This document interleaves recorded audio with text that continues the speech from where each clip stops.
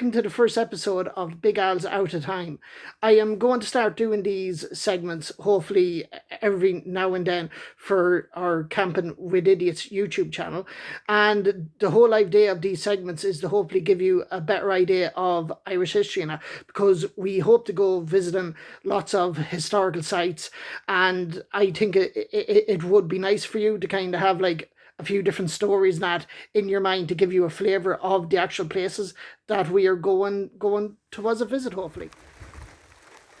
As you can see, another beautiful rainy day in Ireland. I'm just walking up to the gate now. I thought today I'd just go and have a little tour around and see the sights, and I've come across Killeshin Church, which is one of the best Romanesque arches in Ireland. So I'll just go to open the gate here. Always important when you visit sites or fields or anywhere is to always make sure to close the gate behind you in case there's any animals or that get in and out. Now we're just going to walk up to the church. This is just amazing. This is just outside Carlow town, in a little village called Kileshin, and this is the famous Romanesque archway. I shall talk to you a bit about it, and hopefully when you get a chance and when all the lockdowns are finished, you'll get to come visit here as well, because this is just amazing. This is really good. And look at those views. Wow. So as you can see, this is a three-tiered archway, as in there's a tier out here, and then it steps in a bit, another tier, and then the actual arch itself. There's colonnades, which is what these are. These colonnades go right down to the ground, and they are carved exceptionally well. Then there is what's called this dogtooth design here on the archway itself, with these pearls and dogtooth.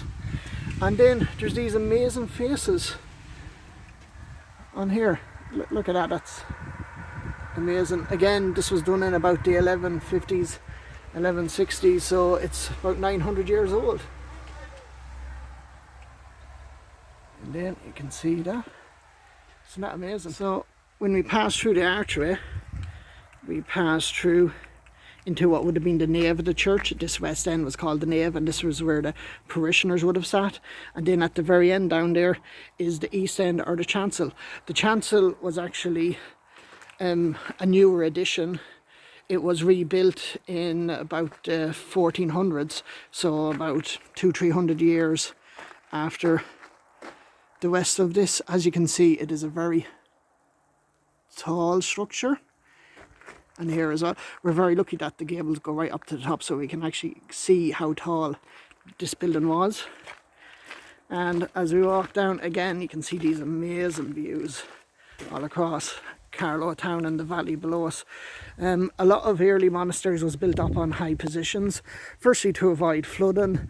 Also, it is good to be seen. You know, if somebody's walking past and going, oh, what's that, maybe I'll go visit, and to go on to come visit here, and then they'll get converted to Christianity.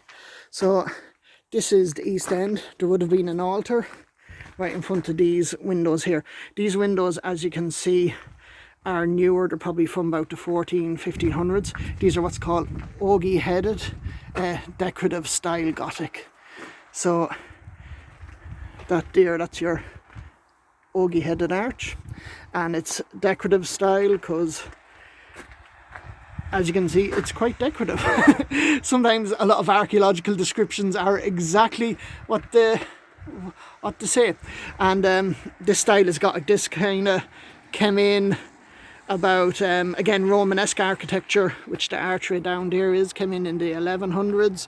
Gothic style only started in Ireland about the 1200s, and that was the early English style, which was very simple and plain Gothic. But this style of Gothic only started in the 1300s, so there's about 200 years difference between them. And again, as saying, this is even a bit newer, so about the 1400s. So as you can see down here in the corner, which is one thing you find in a lot of medieval churches, or that it's possibly the piscina. The piscina is where, after doing the Eucharist, the priest would wash out his oblats and chalices and that, and he'd actually then pour the rest of the wine down into a small hole in there, and that would actually seep down into the building, so that not one piece of sacred wine was wasted. As you can see, that's down near the floor now, but again, the ground here has risen up over time, over about 900-1000 years, so that would have been probably around shoulder height or that. Another very interesting thing here at the site is that you can even see part of the original stone roof. Again, a lot of early monasteries and churches would have had maybe timber or even thatched roofs, but this here, especially some of the more expensive buildings that were designed to make a statement, would have had stone roofs. Obviously stone lasts a lot longer and requires less maintenance. And as you can see here now, as I step back here, look at that, that's the stone roof starting to go up along by the gable. Now, there's only a small piece of it left, but it is still quite weird to see that in a building that's so old. So now when we work our way back around, now, so the original church in this site burnt down in about 1077, and then so this church, at least the most part of what you see of it, was built in the 1100s, and then saying the artery was added in the 1150s. This is a beautiful place. As you can see, I have it to myself today because we're still in the COVID-19 lockdown. Luckily for me, I live close enough that their rules allow me to travel here, so I can show this wonder to you today.